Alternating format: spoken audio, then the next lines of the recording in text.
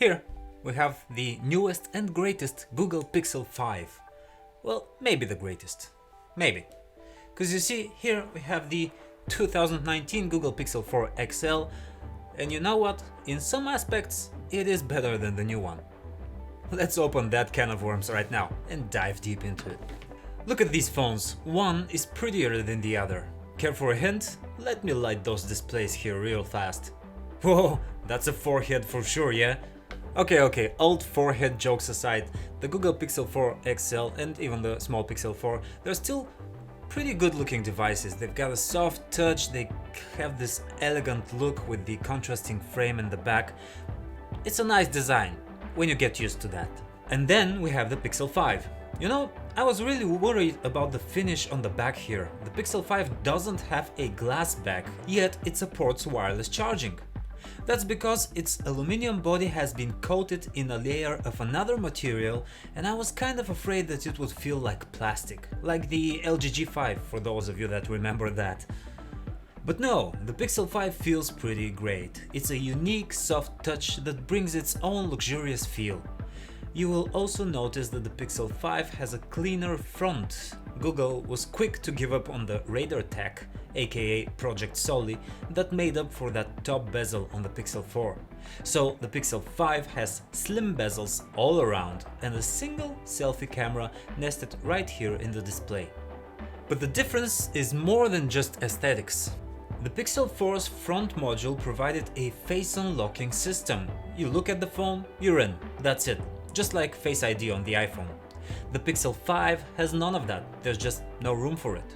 So it's stuck to the good old fingerprint scanner on the back. And that, in my opinion, is a solid step backwards. I've always hated rear-mounted fingerprint scanners, and I still do. You can't access them when the phone is lying down or when it's on a stand like one of those nifty wireless charging stands. You need to grab the phone in a specific way to fish for the scanner. I find it a nuisance. Now let's see those brilliant screens. The Google Pixel 4 came in two different sizes. There was the normal 5.7-inch Pixel 4, and this here is the bigger brother, the Pixel 4 XL with a 6.3-inch screen. In contrast, the Pixel 5 comes in a one-size-fits-all option. It's a 6-inch screen, which is a great middle ground. It's even worth noting that the Pixel 5 has a narrower design. Its aspect ratio is 19.5 by 9 as opposed to 19 by 9 on the Pixel 4.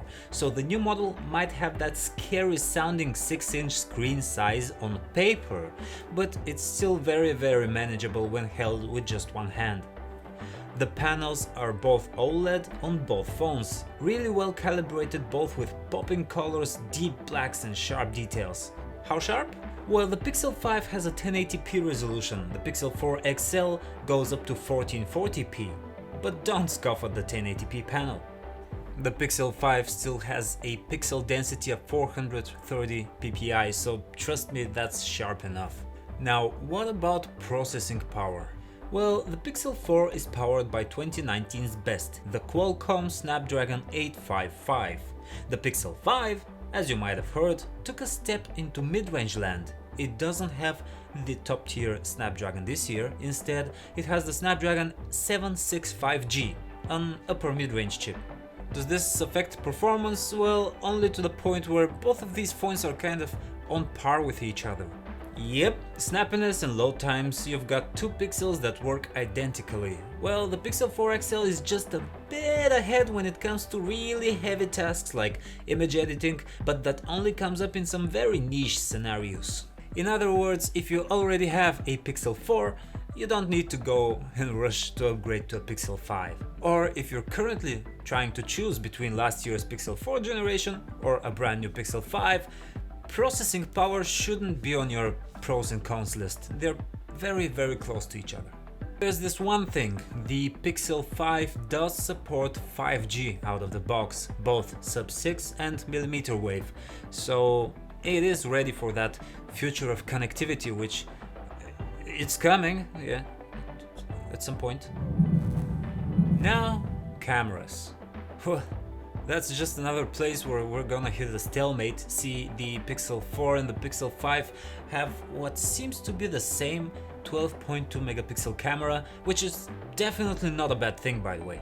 Google's algorithms for post-processing have been praised for quite a while now, and for good reason. As soon as you press that shutter button, the Pixel phone will take a few different shots and stitch them together to give you the best possible photo.